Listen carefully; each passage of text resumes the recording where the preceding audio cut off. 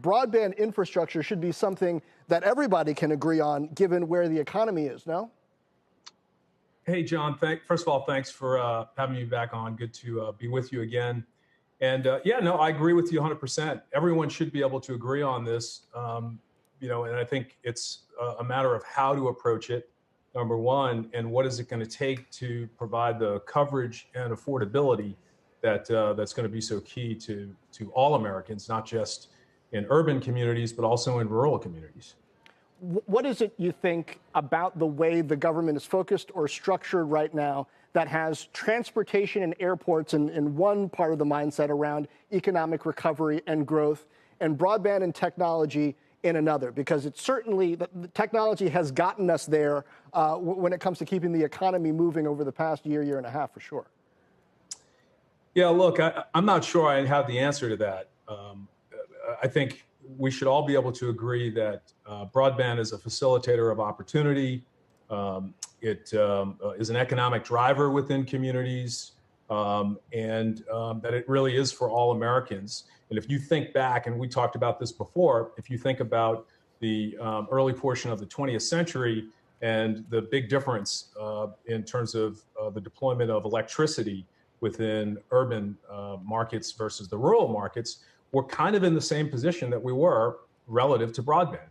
And the difference maker that that electricity made, I think, will be very similar to the impact that broadband will have for all those communities. The risk is that it's a social determinant of health, right? Your access to information, et cetera, and that it has a disproportionate impact on communities of color if you don't have broadband that's accessible.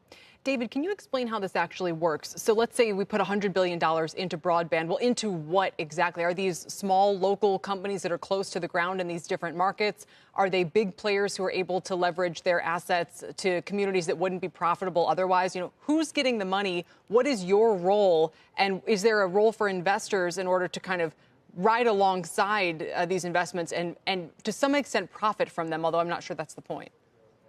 Well, to start out, and Kelly, good to see you too. There are really three pockets that we should focus on. The first was the Consolidated Appropriations Act of 21, which was passed in December, and that had about $3.2 billion in place for emergency broadband benefits. And what that meant was that low-income, rural, tribal communities, the citizens in those communities could get financial support for their monthly bills to the tune of $50 to $75 until that $3.2 billion runs out, right? So nice start. It's my understanding is it's just beginning to flow now, but that's the first piece. The second piece was a little bit larger, and that's the American Rescue Plan Act from March, and that has about $7 billion in it. That's really targeted towards the FCC's E-rate program, which is intended to improve access for public libraries and K through 12 schools. Another great start. The $100 billion is really about coverage and affordability, right? And I don't think anyone has a particularly accurate estimate as to what it's going to take in order to cover all of these rural markets and make sure all Americans have access to it. But the $100 billion goes a long way towards providing funding to businesses in tier 2, tier 3 markets, many that we own, right, that provide service in those communities, as well as to enterprises, hospitals, et cetera. So David, my suspicion is that it will flow to various programs that will fund the build out by these smaller companies.